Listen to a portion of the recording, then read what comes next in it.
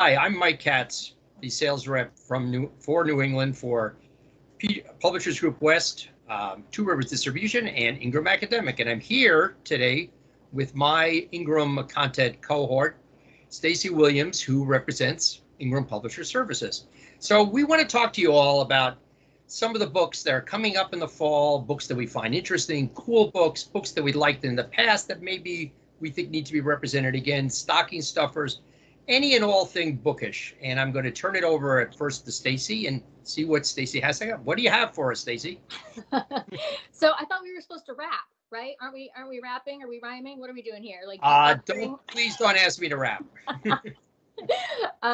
So you said stocking stuffer, which I think, is a great just initial sort of pop to talk about something because, it's often that little book that for a bookseller, like, is an add-on, right? It's either like something for someone who's hard to find. It can also double as like a white elephant gift or Secret Santa or a Hanukkah gift, anything where you have kind of a smaller type of present over the holidays to give to someone. Right. And often those also should be like interesting or bright and not, maybe too of the moment. So the book that I think I like the most from my list and that I think could easily slip under the radar is this book, which is called Love Her Madly by Bill Cosgrave. And it's out from Dundurn, which is a Canadian publisher that I love and think does wonderful work. And of course, it's hard for Canadian publishers to get a lot of attention here. But Love Her Madly, the subtitle is Jim Morrison, Mary, and Me. And it's essentially like a travel memoir of 1965 Los Angeles. Bill Cosgrave was friends with this woman named Mary, who invited him to come to LA, where she was living. And she was living with her boyfriend, Jim. This guy named Jim, who was a wannabe filmmaker and who was unemployed and just kind of bumming around on the beach and stuff. And of course, that Jim was Jim Morrison. And Bill, being young and impressionable and eager to sort of explore what 1960s Southern California would be like, says yes to everything. And so there's, all of these wonderful readable chapters of kind of adventures that he goes on, many of which include or are connected to Jim Morrison and his girlfriend, Mary. And so it reads like a kind of like a much brighter, happier, just kids. There's a little bit of like a little tone of, melancholy throughout, but the focus is on this one summer. And, he crashes the Academy Awards that year. And he ended up actually in Watts during the riots there. Somebody invited him into their car for a ride and they were like, hey, you want to come with us to a party? And he said yes. And he got trapped there for several days. Trapped being a misnomer because he was having a blast. He was in a house with a bunch of people coming in and out, of this, having these conversations about what all was going on and also talking about music and, politics and just life and just hanging until they were able to get him out safely of the neighborhood. And that was just kind of really interesting to read a couple of months ago. But he has a threesome with Jim. He hears Jim's first lines of poetry, which eventually go on to be the Doors lyrics. He writes like a novelist. So it's really like an easy, add-on for anybody who's interested in the 60s or Los Angeles or pop culture or music or, just everything. Yeah. Now, I assume that's a paperback? Yep. Paperback original even. So yay. Is that the finished book there? That's the finished book? Yeah. Almost. I mean, it's the right trim size. So it's a little, it's right. Oh, okay. So it looks actually smaller when you go further back. It's funny when you go near the camera here, it looks really big, but there we go. Now it looks like a stocking stuffer. There we go. Exactly. So what's your stocking stuffer? Do you have a couple? I'm going to get the stocking stuffer in a second, and I have several, but they're mixed in. I wanted to set it up I wanted to talk about 3 New England publishers. It's funny when you work, and I've been working for Publishers Group West since 2004. And obviously there tends to be a Western slant to Publishers Group West. But now I've got at least 3 New England publishers. And this is my second season, which it's very cool. Second season's selling Godine, which is just the coolest thing ever. Most of us know about Godine from way back. They're headquartered in Boston. beautiful quality books. I've always remember the Mary Kay Azarian book, Farmer's Alphabet. That's a Godine book. The Arthur Ransom's Swallows and Amazon series, just gorgeous books. The problem with Godine, I was a buyer for many years. Problem with Godine sometimes was getting, stock back in again and reprints. Now with Ingram, it is become much easier, and we're hopefully keeping up with the demand for their books. But we have 3 new books coming in the fall that I really wanted to talk about quickly. This one, Beneficence, which is the first novel from Meredith Hall. She is a Maine resident. It is set in the right after World War II in a small farm in Maine. It is gorgeous. It is heartbreaking. It's a beautiful book. There's my bookmark, one of my books with one of our books. A third of the way through. It's really a beautiful, beautiful book, and I just can't wait to get this in everybody's hands. I love the cover. Yeah, it's a great cover. I'm just trying to figure out what the date is. Yeah, it's September, in a couple of weeks. It's coming out, so that's very cool.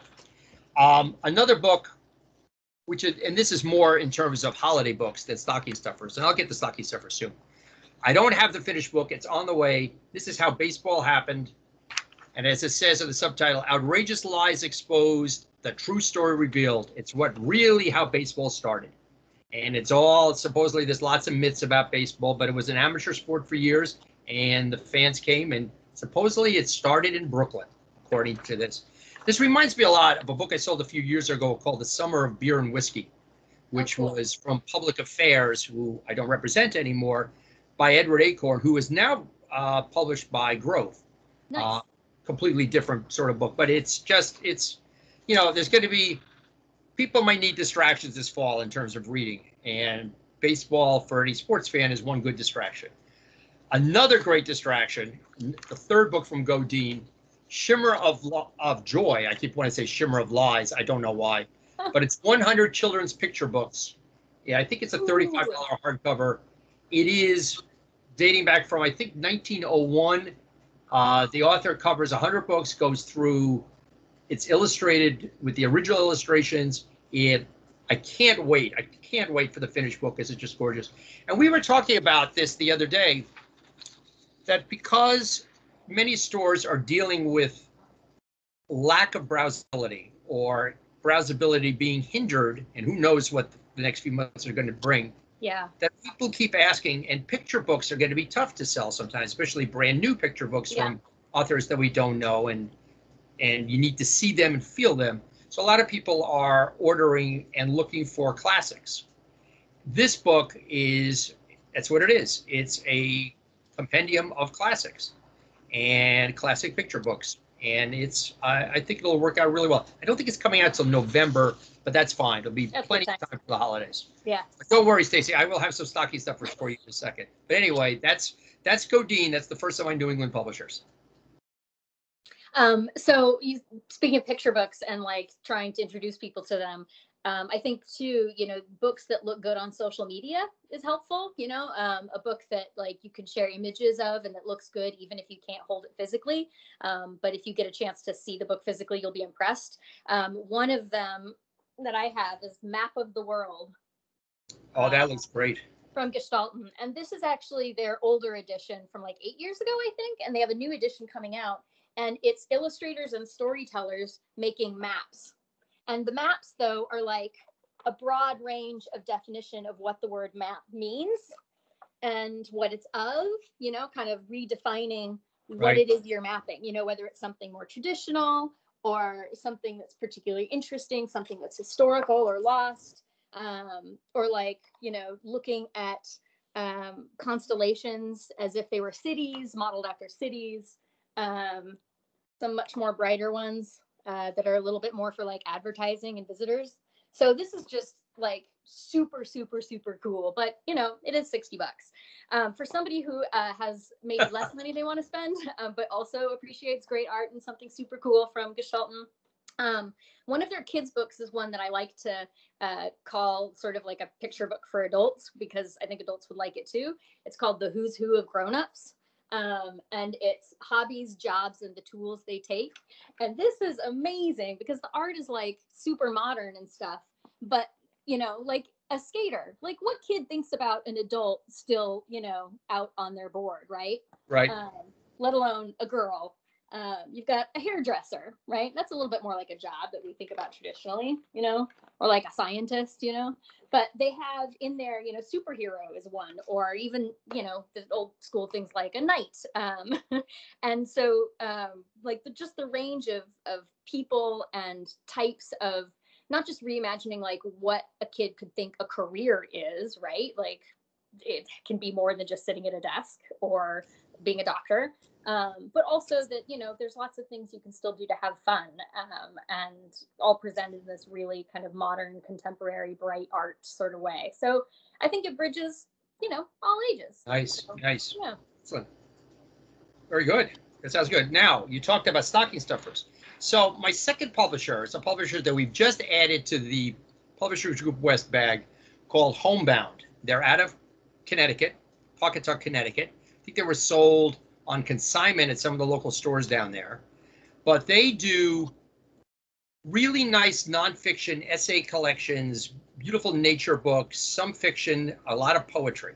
And I'll just show you a few things quickly. This is some of their backlist. So this is a series they have called the Little Bound Books Essay Series. And that's the size. Ooh. Really nice. This is called Falling Up, which is a young man's search for his life and his life of his children and trying to understand the world around him, which we all, well, some of us tried to do. And then in that same format, we have The Comet's Tale, A Memory of No Memory. This is a young woman who had I've not read it yet, but some type of sickness where she lost her memory for several months and had to slowly recreate her memory, get her memory back. And then another book, same series, To Lose the Madness. They're all really nice, very cool little book. She has dealt with some trauma in her life, and she also had to come make her way back. But these are short essays, no more than 40, 50, 60 pages.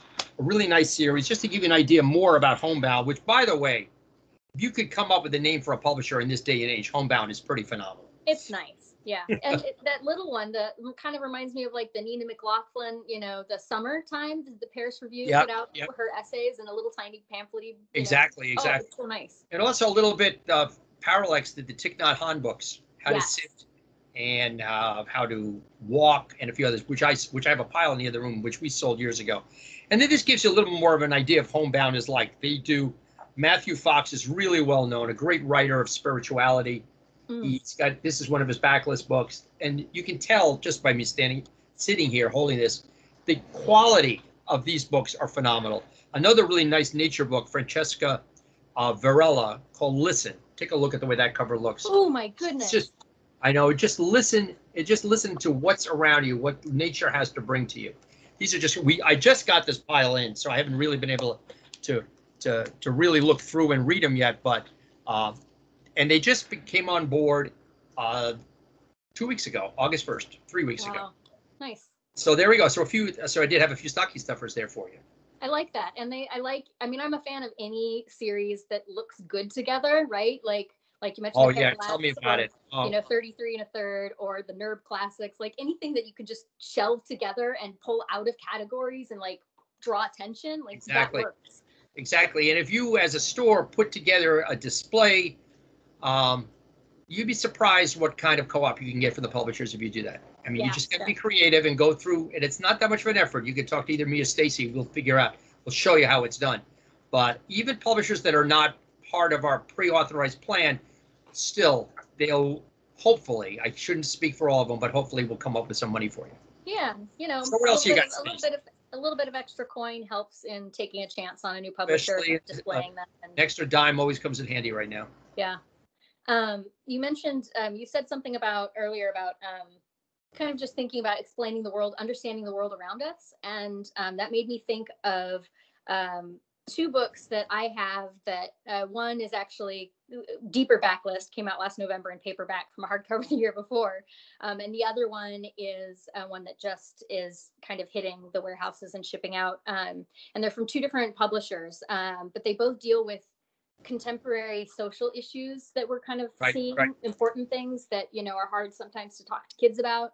And often publishers, resort to picture books of animals trying to teach lessons, and and they can be beautifully illustrated and tell a wonderful story, or a kid going on a boat and on a kind of mystical artistic journey, and it's touching.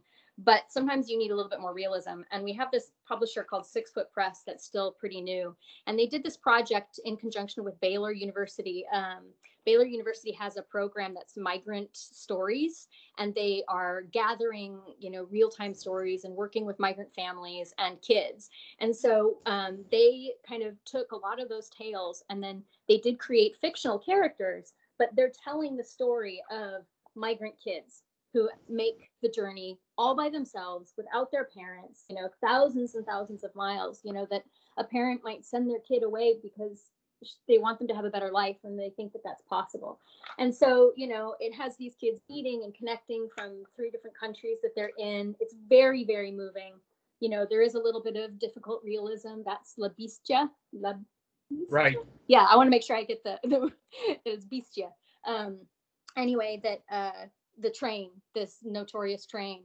So, there is tension and there is difficulty, but it's absolutely beautiful. And it's about helping one another and understanding one another, and, opportunity and togetherness. And it's just lovely. And then real quick, the other one, which I loved, is called Missing Mike by Sherry Green from Pajama Press. And this is a novel in verse about a girl who has to flee a wildfire with her family, and her dog goes missing in the process. And so it's about, not just going through that yourself as a person, what it's like to have to flee from a wildfire, what happens when you lose everything, how to, learning how to have compassion for other people who are going through tragedy without making it about yourself. And of course, a dog story. And everybody wants to know, yes, she finds the dog. It's important. Yes. But it's really beautiful, touching. It's a Junior Library Guild great cover. It's really nice. It won a bunch of awards regionally around the country. It's been picked up in schools for reading programs. It's wonderful. It's rare that you have dogs named after me. It's very rare. As opposed to my daughter, whose name is Molly, she says that every other golden retriever in the country is named Molly. Nice. But anyway, so since I want to wrap up and do this quickly too, we have one other New England publisher, Tuttle, who we've been selling for 3 or 4 years now out of Rutland, Vermont. They are the leading American publisher of books of Asian interest.